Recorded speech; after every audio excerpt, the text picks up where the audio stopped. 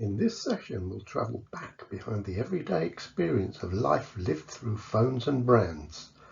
We'll see how the rapidly changing global network of corporate power and finance works to extract value from you, your identity, your activity, your labor, and your data. So pick up your phone. What do you see? Is it Samsung, Apple, Xiaomi? Wake up the screen? Chrome, iOS, Android? Check your messages. Do you use messaging, WhatsApp, Instagram, Snapchat? Do you need new shorts? Mango, River Island, ASOS, Amazon? Get the label. Have you got something to sell? Must be eBay. Do you want some food? Do you go to Deliveroo, Just Eat, or Uber Eats? Do you need some work? Is it TaskRabbit, Glassdoor, Fiverr, Uber again? Many people's immediate experience of the world is through phones and brands. By July 2021, out of nearly 8 billion people, almost 67% of people in the world used a mobile phone. That's 5.27 billion people. 4.8 billion, or almost 61%, used the internet, and almost 4.5 billion used social media. It's a strange, upside-down world in which the vast majority use the global infrastructure owned and controlled by a small group of profit-seeking corporations, accountable only to their shareholders. Whilst much of it seems seductively free to use, what they're after, what they seek to exploit and sell on, is data about you, your identity, and your activity. Behind the immediate lies a global network of buyers and sellers, and behind them are the companies that make and distribute the phones and everything else they hope you want. Their marketing gets more sophisticated with every click you make as they capture your every move, every visit to every site. 24 hours a day, they're feverishly assessing the cheapest and best place on the planet to site the next factory or warehouse, the cheapest and most reliable source of raw materials and components, and the fastest, cheapest route for distribution. They're always improving their online presence, driven onwards by the competition for your attention, your money, or your labor. The bottom line, the profit, drives every decision. Further back again in the dark shadows lie the networks of corporate ownership through parents and subsidiaries that optimize the location where they are registered for the reporting of profits. Like Google, they all use havens and accounting tricks to minimize the payment of taxes.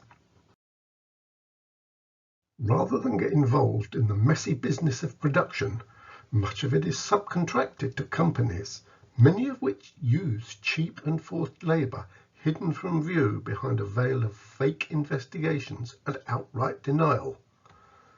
Tax havens and forced labor, that's the real truth of capitalism today. Even further in the darkness lie the tentacles of the evolving global financial network, holding the whole system in its malevolent embrace. That vampire squid quote is from Matt Taibbi about Goldman Sachs in 2011 during the Occupy Wall Street movement, but it's even more true today about BlackRock, as we shall see. To understand capitalist society in the 21st century, you really need to know something about the changing relationships between nation states, transnational or global corporations, investors, and recently, the index providers, a small number of companies which produce indices that track the markets, guiding the investments the big fund managers make. During the latter part of the 20th century, the drive for growth saw many corporations expand beyond the borders of their home countries, setting up subsidiary operations around the world. The bigger and more mobile they got, the more they started to challenge the power of governments. The world of countries began to be outgrown and overshadowed by the world of corporations. They learned how to locate their operations so as to optimize investments in countries with low employment costs and low taxes on corporate profits, close to sources of raw materials and to the markets for their products. As they leapt across continents, they ramped up a global competition between countries eager to attract investment, jobs, and taxable income. The hope of tax revenue has often proven illusory, however, as the competition meant countries' governments paying to educate and train workers and paying companies to take up leases on factories in low or zero tax enterprise zones. Instead of companies making taxable profits which yield income for countries, the countries found themselves subsidizing the companies' profits, which were exported, made to disappear. The income from sales of many corporations grew to dwarf the tax revenue of many of the world's countries. By 2017, 71 of the top 100 economic entities by revenue were corporations. Walmart, the biggest of them all, dwarfs all but 9 countries. New relationships between countries and corporations developed into a transnational capitalist class. As one report put it, the people who run transnational corporations can be thought of as a transnational elite. But now we can also speak of a true transnational class, a group that controls the exercise of economic power across and within national boundaries. Their power is exercised through the collective structures of ownership of very large corporations. To feed their hunger for growth, the expanding corporations wasted no time in seizing hold of and exploiting the publicly funded and open source research and development like Unix and Android, which contributed to the digital revolution. Every single sliver of technology that makes a smartphone instead of a stupid phone, that's the internet, GPS, a touchscreen, battery, storage, and voice recognition, was developed by researchers on the government payroll. Computers and networks coalesced. Communications gave us mobile, then smartphones. All of this became the infrastructure for the accumulation of giant databases. And with the analytical power of big data came new sources of profit. You and your identity became valuable commodities for minutely targeted marketing strategies. The global technology infrastructure morphed into a universal digital marketplace, enabling platform capitalism. New types of companies emerged, and a very few, like Google, became dominant. Rather than selling commodities to consumers, they provide the marketplace where everybody sells everything to everybody. Players like Amazon's Mechanical Turk match companies offering gigs or tasks to workers in a global auction house that drives pay rates downwards. The whole thing became a machine for turning you, your identity, and your activity into profit. Big data can also help us to understand what else has been going on. Using complex systems science, researchers have been exploring the largest database on ownership and control, covering over 100 million firms. They've shown how companies use willingly compliant companies to launder money, and especially how 5 countries became safe conduits for multinationals shifting funds around the world to minimize tax payments, often, but not always, via so-called offshore havens. They are the UK, Ireland, the Netherlands, Switzerland, and Singapore. The explosive growth of the financial markets and the networks through which corporations and investors operate came as the result of the creation of credit meant to encourage investment in the production of commodities bearing real value, the labor of real workers and profit. But that exploitation of human labor has its limits. there's only so much that can be squeezed out. The operation of the law of the tendency of the rate of profit to fall that we saw in an earlier session meant that investment or fixed capital formation in the production of real commodities became less and less attractive. Its rate of growth fell too. From the high point around 1975, it's been downhill ever since. In ever more desperate attempts to stave off repeated crises, governments and central banks pumped increasingly greater amounts of cheaper and cheaper credit into the market, hoping to stimulate demand and production. They created new money in the form of quantitative easing and reduced interest rates to historically low levels. They were even forced to plunge into the territory of negative interest, in which investors are paid to take money away. It's an era which now looks like it's ending. As you can see here for the UK, even as bank credit to the private sector rose, the rate of investment in fixed capital fell. This created a disconnect between stock markets and the real economy.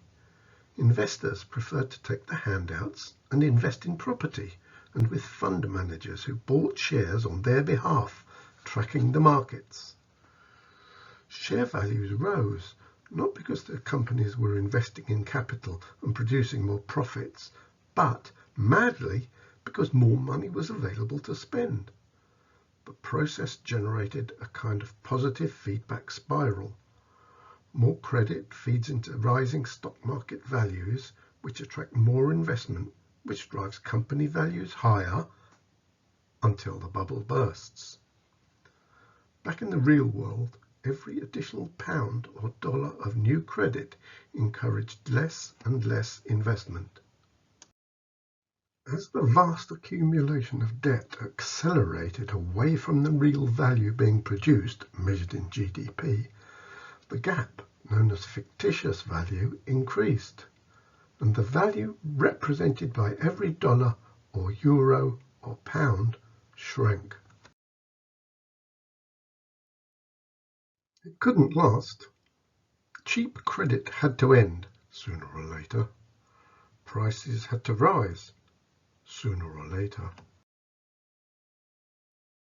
If we're going to deal with inequality and build a sustainable society, it's crucial that we understand the evolution of the power that share ownership in the global economic network gives. And it's far from the myth of individual property ownership rights upon which capitalist ideology supposedly rests. Ownership is nothing like the classical model of a dispersed group of individual small investors with shares in a portfolio of companies. Mainstream economic theory is based on that model of democratic ownership, which has faded into history if it ever existed. Control via voting rights is increasingly in the hands of the big three index fund managers, that's BlackRock, Vanguard, and State Street Global Advisors, who by 2022 collectively cast approximately 50% of the votes at S&P 500 companies. Some have even questioned whether these recent changes add up to the end of capitalism, at least as we know it. Big data analysis has its uses other than as a marketing tool or to influence opinion and voting. According to the first comprehensive analysis of the entire global ownership network over time by physicist, complexity researcher and philosopher James Glatfelder and colleagues using the Orbis database, the recent period of capitalism saw the development of a complicated web of cross-ownership relationship chains where multiple previously competing corporations own shares in each other. By 2012, through this spider's web, only 737 top shareholders controlled 80% of the value of all transnational corporations, and they are tied together in an extremely entangled web of control. a group of 147 transnational corporations in the very core of the network controlled 40% of the economic value of TNCs in the world. This, they say, is a tiny but highly interconnected group of individually influential shareholders commanding vast cumulative influence over the global economy. Governments and natural persons only appear further down the list. Within this group of 147, they found a stable super-entity, a small, even more entangled group of 70 shareholders, including these. Note the name BlackRock at the top. This anti-competitive interconnectedness leads to a paradox. While individual economic actors may become more resilient, the probability of failure in the whole system increases. Against this backdrop, the highly interconnected nature of the whole network looms ominously. This is an ideal precondition for financial distress to propagate through the network, spreading like an epidemic, infecting major financial institutions, node by node. At the center of it all is Larry Fink's BlackRock, the superstar of passive financial asset management. From a standing start in 1988, BlackRock came to occupy the top spot following the 2007 global economic shock. Astute footwork found it riding the wave of new credit imagined into existence by governments desperate to avert a meltdown of the entire system. It has assisted the Federal Reserve handling the assets of giant, too-big-to-fail shadow banks, Bear Stearns and AIG, which neared collapse during the 2007 crisis. More recently, the Fed used BlackRock to assist with the emergency program of credit issuing in response to COVID. And like its predecessor, Goldman Sachs, BlackRock works the revolving door. That's the flow of personnel from government offices to financial entities and vice versa, with the US and other governments. BlackRock's former executives went to work as top advisors to President Biden and Vice President Kamala Harris. After leaving government, George Osborne, former UK Chancellor and First Secretary of State, worked 4 days a month for BlackRock between 2017 and 2021 for a paltry £650,000 annual salary. BlackRock manages investments largely on behalf of institutional investors like pension funds, foundations, and trusts, and by 2022 they were managing $10 trillion on behalf of them.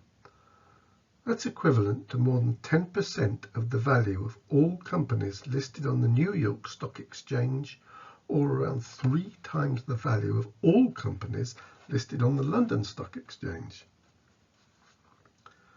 BlackRock's risk management software Aladdin is used by companies that manage more than $26 trillion.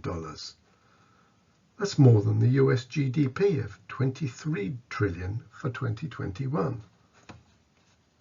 Through its fund's ownership of shares and therefore voting rights in the majority of the world's major corporations and its influence over governments, the power it wields is staggering, and it has made billions out of COVID. Another recent big data study of financial power, using a different method, which includes governments amongst the shareholders, found that some sovereign governments possess a large but hidden capacity to control corporate activities through the global network. Their method leads to this list of top influencers.